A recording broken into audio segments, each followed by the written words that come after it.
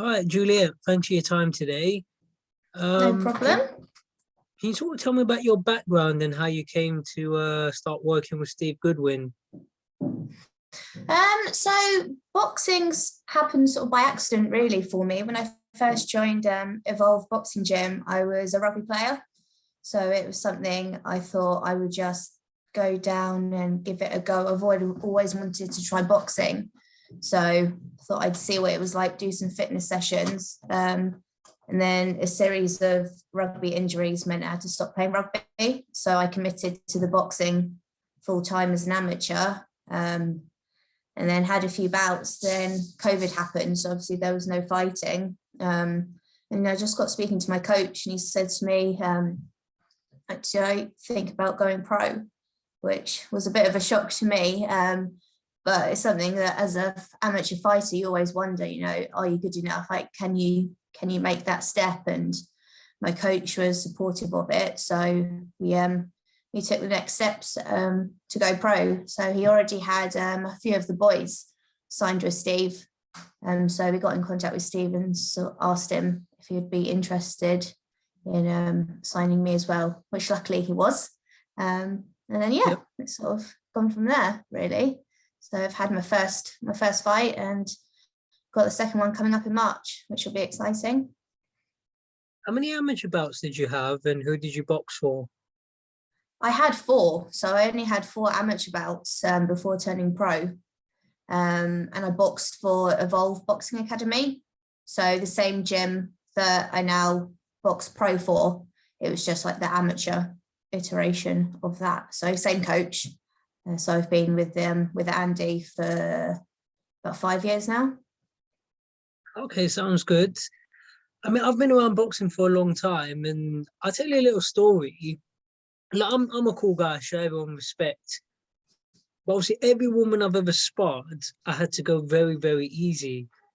But then I was saying to a guy called Clifton Mitchell, I really wanted to spar Sandy Ryan because she boxed for the British Olympic team, and this is 2014 we sparred. And me and Steve were both very honest people. And yeah, I sparred her. I'm a few years older than her, and I know my way around the boxing ring. I've sparred plenty of people. And yeah, listen, she shocked me. Like, flipping hell. Like, I was going easy for the first 10 seconds. But once she started hitting me, I thought, all right, fine, let's go full power. Yeah, But she's listen, an animal. she handled me, I'm not going to lie. So the Yeah. question I'm trying to get to, do you sort of feel people underestimate women? Because ever since that day, like, I've always respected women in boxing, but ever since Sandy Ryan beat me up, that my respect went to another level. How do you feel Yeah, people? I think definitely people do underestimate women, and not necessarily just their skill factor, but how tough like female boxers are. I think people are starting to realize more, like, as female boxing is becoming more popular and like more people are watching the women's fights, and some of them are proper slugfests and brawls. So like Ebony Bridges' eye when she fought Shannon Courtney, I think that people realize that women are tough. But definitely when some of the boys that I spar, my coach says to them, don't take it easy on her. Like, don't treat her as a girl, treat her as one of the boys. And if it's too much, I'll tell you to take it down a notch. But yeah, I think a lot of boys are a bit cautious, like sparring women. It depends on their age. Like teenage boys sort of have a point to prove, I think, that they don't want to get beaten by a girl. But the older guys have more respect and tend to take it a bit easy. But hey, if I'm in the ring with you, like, if I can't handle it, I can't handle it. But yeah, I think people do underestimate how tough like we can be. A lot of us anyway. No, I think so. I mean, I've been around boxing a long time. I remember Steve when he first started doing his when he first came along in boxing, and women's boxing has come a long way. I mean, what have been some of your favorite fights? I really liked the Ebony Bridges Shannon Courtney fight. Not just because of all the hype around it. It did get talked up a lot, but it was just a good, tough fight to watch.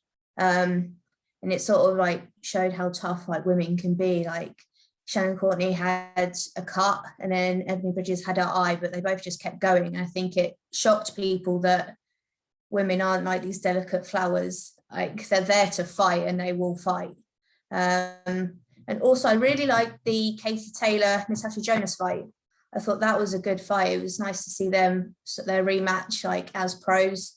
I think a lot of people thought Katie Taylor would have it quite easy, but Natasha Jonas really took it to her, and it was a really close fight. Like, that was a good fight to watch. It was definitely sort of one of the fights of the year, I think, for me.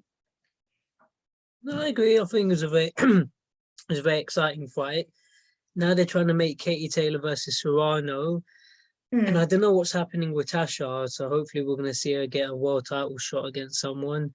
What fights would you like to see in general, men and women's?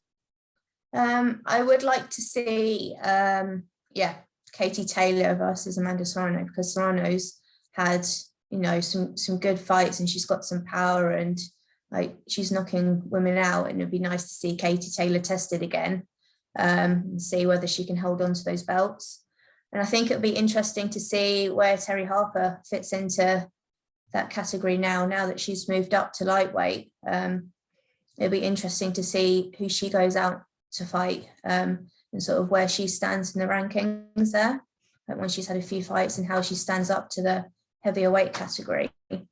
And obviously there's the Chantel Cameron and Kaylee Reese unification fight. So that'll be good to see, because I think Chantel Cameron's got a lot of skills, and think I've got her winning it based on the fight that I saw with Kaylee Reese and Jessica Kamara. I think Chantel Cameron's got the skill factor over her, so I'm excited to see that one sort of this year when it gets organised.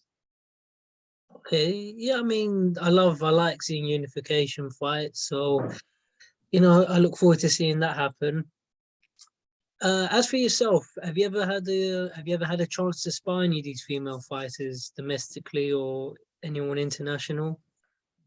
No, I to be fair, my sparring's usually the boys down the gym, just because they've had a lot of amateur fights and they're very experienced. So at the moment, I spar them down the gym. It's good conditioning. Like, they don't take it easy on me, but they help me learn as well. My thinking is, like, if I can take the shots off them, then I can definitely take the shots off the women. It's quite hard to find female sparring. So at the moment, while I'm only on like coming up to my second pro fight, we're not looking for too much sparring. But last year I did spar Raven Chapman, which was good for me. It was a good learning experience to see sort of what level I was at compared to someone with her experience who was also going pro. So that was valuable, sort of showing me that things I needed to work on, and what I needed to learn. That sounds good. I've heard of her. Now, so I know boxing. I know first-hand boxing's a hard sport, and obviously, I mean, I had some white collar fights last year, and like for me, selling tickets was a nightmare. It's like I could sell tickets, but then it's like people messing you around. They'll tell you like an hour before, I can't meet up today or whatever, and it's complicated. What have been challenges for you outside of actual fighting and training? Ticket sales is obviously something that we have to do as like debutantes, and it is hard. It's not easy, like selling tickets, and the thing I find the hardest is pushing myself out, like putting myself out there to try and get the ticket sales. I'm quite a reserved private person, really, so that's what I found difficult, is like asking people and pushing and being like, do you want a ticket, and trying to promote myself. I found that quite hard, because normally I'm not that kind of person. I'm quite reserved and I'm quite shy. It has been difficult trying to sell tickets.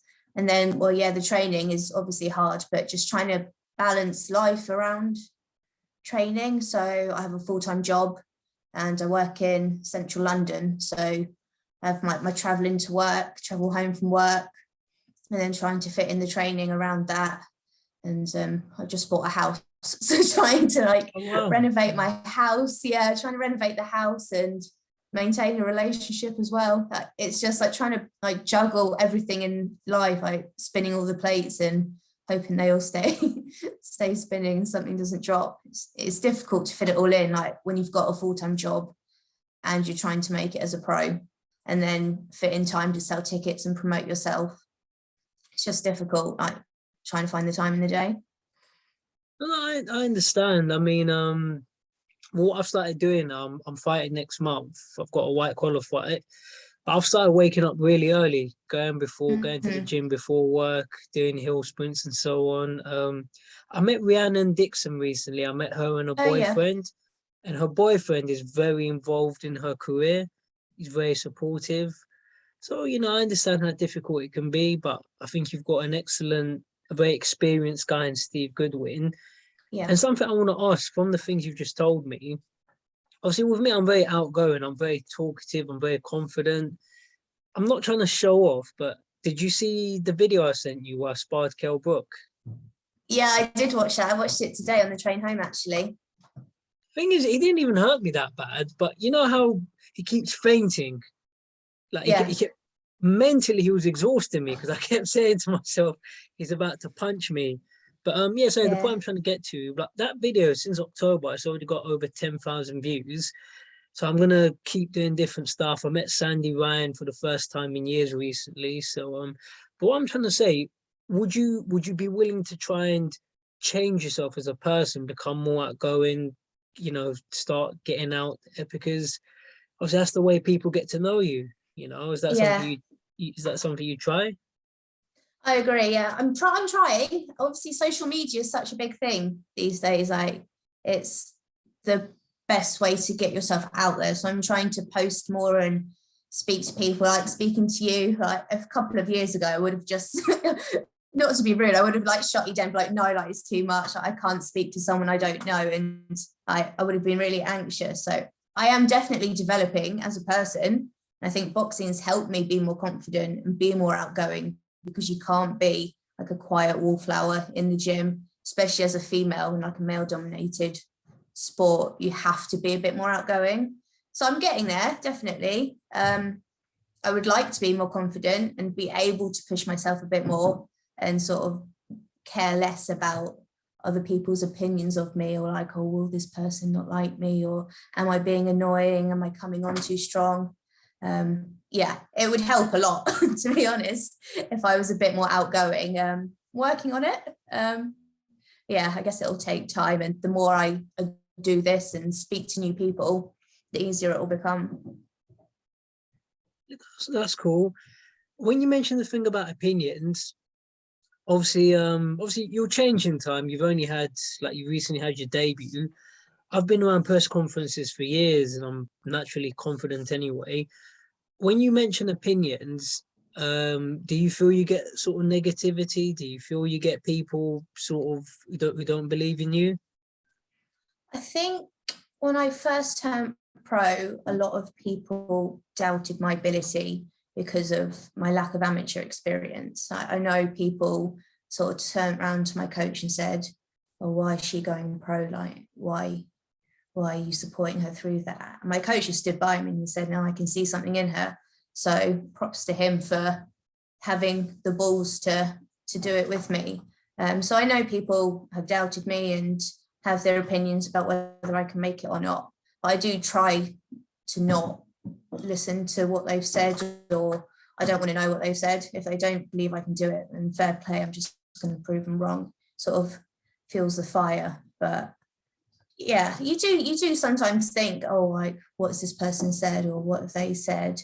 But it's just not letting it get to you, isn't it? And sort of living your own life and doing your own thing and not worrying about what other people think, because not everyone's going to like you. You're not going to be everyone's cup of tea. Yeah. And it's just remembering that. I mean, I'll give you some quick advice on that one. I mean, like I get some grief on my comments sometimes. Yeah, I've seen some of it. I'm like, where's this come from? Give the guy a break. No, but it doesn't bother me because the way I can explain it, I'll keep it short. Look, there's billions of people on planet Earth, and there's all kinds of people. There's intelligent people, there's dumb people, there's sane people, there's crazy people, etc., rapists, so on and so on. if anyone's got anything to say about me, if you make a relevant point, I'll take it seriously. But when people just say silly things, I'm like, look here, I don't even listen to my parents. Like, I treat them with respect, but I don't even listen to my parents. Like, why would I listen to someone online I don't know? Like, when I've had people tell me, oh, your channel's no good, stop, delete your videos. I'm like, so why are you watching then? So Yeah, you're watching them. I don't watch. So what I'm trying to get at with you, it doesn't bother me. Like the way I tell you to look at comments, it doesn't bother me because you're not making relevant points. It's not even whether it gets to it. I just don't really care. Like, it doesn't, but I've met so many silly people in life. Like, that's how I look at it. And going to your situation, what you said about your coach, for me, I'd never judge anyone because obviously if I don't know you, I haven't trained with you in the gym, I can't really give an opinion. So long as you guys have got your plan, that's all that matters. And for me, I don't really talk about people I've never met. So, but saying that, what kind of goals do you and your coach have? In the short term, so in the next, maybe towards the end of the year, start of next year, hopefully I'll be working towards a Southern Area belt. So that's sort of like the immediate goal, and get the ring experience, really get the sparring with whoever I can and get the fights under my belt just to build my ring experience up. And then, go for a Southern Area, hopefully in a few fights time, if I keep winning and keep improving. And then I don't really want to put a limit. Obviously, everyone who boxes thinks, oh, I'd love to be world champion, and that would be lovely. But we'll see where it goes. We start with the Southern Area, go for the English, British, and then see how far I can go. My coach is confident I could make it to Commonwealth. So who knows? I don't. It's weird to me to be like, oh, I want to be world champion, because I'm not that confident person. It would be really nice, and I really hope that I have the ability and I keep learning, and that would be amazing. Everyone wants that, but we'll start with the Southern Area, do that, and then we'll see what comes after that, and work from there. I think I don't want to get carried away. We'll just focus on what's in front of me at the moment and then build. That's good thinking. I just say, just for now, you just master the basics. I'm not just saying this, like, there's no reason, to me, there's no reason a person can't become a world champion, but are you willing to take the baby steps in the meantime? But what happens, people jump those, it's like lifting weights. If you want to improve lifting weights, if you just add a kilogram a week for however long, you're going to improve. But most people haven't got that kind of patience, and most people are so focused on doing bicep curls, they're not doing the important ones like squats, bench press, shoulder. What would you say are some of the biggest problems in boxing? I mean, for me, I don't see a lot of the fights that I want to see, but what problems do you think there are in boxing? I think the fights, you don't see the fights you want to see. I agree. It's either politics or money issues. I think a lot of people like to jump ahead as well. Like you said, like they don't want to take the baby steps. Like they'll go for the big titles. Sometimes some people aren't ready. Some people are ready for the big title straight away, but I think a lot of people rush it and then get shocked when they lose or something doesn't happen, or people get complacent. Like they think they're unbeatable. I think that happens quite a lot. It's happened, like a few big names have lost their belts, like Terry Harper lost, and I don't know if that's because she struggled to make the weight this time or what the issue was, but she lost her belt and she was sort of, a favourite to win that. And then Joshua lost his belt to Usyk. So I think people do become complacent or underestimate others. That politics comes into it a lot as well, which is why you don't see the fights that you want to see, or people try and guard their no losses and sort of calculate their fights rather than taking the risky fights. That's another issue. So it'd be nice to see like people taking that risk and being confident that in their ability that they can do it, rather than thinking, oh, I don't want to get that loss. I think there's more credit to people who have slightly tougher fights and really show what they're worth, rather than having an easy fight and just sort of having a bit of a walkover. Well, I think the tough fights, that's what improves you. That's what toughens you up. Yeah. But when you mentioned Joshua, why do you think Joshua lost to Usyk? If I'm honest, I didn't watch that fight because I've got a little bit bored of Joshua, and I didn't want to pay the pay-per-view for it. If I'm honest, I got a bit bored of that, so I haven't watched that fight. But I don't know if it's complacency or just the wrong type of training for that fight. The last few fights I've seen of him, he's been quite stiff. Like, his movement hasn't been that well. When you're fighting someone who moves as well as Usyk, you need to bring something different. So I don't know if that's what it was, what the issue was, but I didn't watch the fight actually, so I don't know exactly what happened other than he lost his belts. Well, no, so I appreciate the honesty. I just, in my opinion, I don't think there's any shame in losing, but Usyk's a more developed fighter than him, whereas Joshua's sort of cutting corners, like, you're lifting a lot of weights, and you're sparring amateurs, like, he spars 2 minutes, so you take on someone who's had as many amateur fights as Usyk. It's no shame. Then he's unified the cruiserweight division, but it's just going back to what I'm saying. People skip certain baby steps, they lose track, and you did in so many interviews and so on. What do you do outside of boxing, Juliette? What other interests do you have? There isn't really much time for much else outside. Oh yeah, you did mention, yeah. Work. But I've got a horse, and my mum's got a horse. So when I have a bit of free time, I go horse riding. To be honest, I'm not that exciting. I like just walking the dog, going out, like going for walks, riding the horse, and being outside really. Like, I'm definitely like a country bumpkin. Like, I'm not a city girl. Like, I like being outside. I like going for walks in the countryside. I don't really sit indoors for very long without getting bored and getting itchy feet. So yeah, if I'm not down the gym, I try and get out as much as I can. Okay. No, there's nothing wrong with that. It sounds like fun. I've always wanted to try and ride a horse, but the opportunity never came up. But yeah, look, it's been a pleasure talking to you, and I'm not just saying this, but I tell you what, yeah, I'll definitely come to your fight. I'll definitely get a ticket off you. And what can you how can people get in touch with you for tickets or to follow your journey? Yeah, so there's either the club's Instagram, which is Evolve Elite 2019. I think it comes up on Instagram. Or there is my Instagram, which is Jules_Horwood 93. I think that's my Instagram. But I will, I think that's it. I think that's my Instagram handle. Yeah, Jules_Horwood 93 is my Instagram if people want to get in contact with me. People want sparring or just want to chat. Yeah, it'd be great to meet new people and sort of get out there a bit more.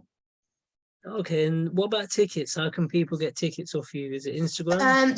Instagram. If people want to message me or my coach, I can give them ticket details. There's unreserved tickets and there are ringside tickets as well. So obviously at different prices. It's £45 for the unreserved seating, or £75 if you want a ringside ticket. But it should be a good night actually, because there's 4 of us from the same gym, from the club on the same night.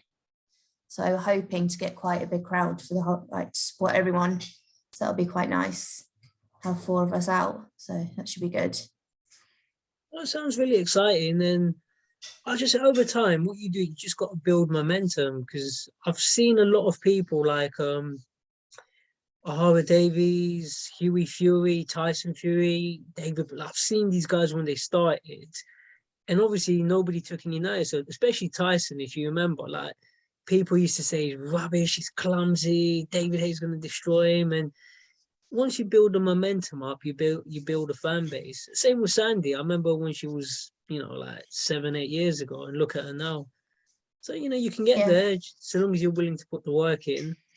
Yeah, that's what it is. It's about putting the graft in, really, isn't it? And starting in the small halls and just chipping away and getting those, hopefully those wins. And then, yeah, momentum will build. The more you fight and the better you do, the more you'll get noticed for what you're doing. Cool. But look, it's been a pleasure talking to you, Juliette, and I'll message you. I'll definitely get a ticket off you. I'm not just saying that. Yeah, I'll that's come. brilliant. Thank you very much. And good luck for your white collar fight as well. I'll be all right. I'll be much fitter this time. Yeah, that's what it's, fitness is such a big thing in it, isn't it? Well, as I said, I know it, but obviously last year I wasn't really putting in the effort. I just thought I could sort of get away with it, but you learn from these things. And but as you Yeah. said, but if that's what you want to do, just fit it around your other priorities. I've had to give up certain things, and you just decide what you want most.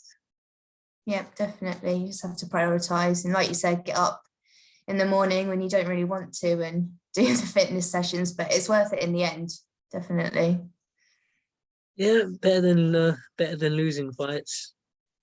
Yeah, that's what keeps me going. Is like, well, I bet she's out running right now, so you need to be too. And last thing I'll say, I've got a very logical mindset. Most people don't. Like, the way I look at boxing is it's not that it's anything personal, but obviously everyone's going to try and use you as a stepping stone. And what my mentality is and what your mentality is, I haven't got any personal problem with my opponents, but I want to use you as a stepping stone. I want to Yeah, raise, like Eubank used to say, like I'm trying to raise the standard of my life at your cost. I don't want it to be the other way around. yeah, I agree. But yeah, look, thanks for your time, Juliet, and yeah, we'll talk soon. Okay, brilliant. Thank you. You're Have a welcome. good evening. You Bye. too. Bye.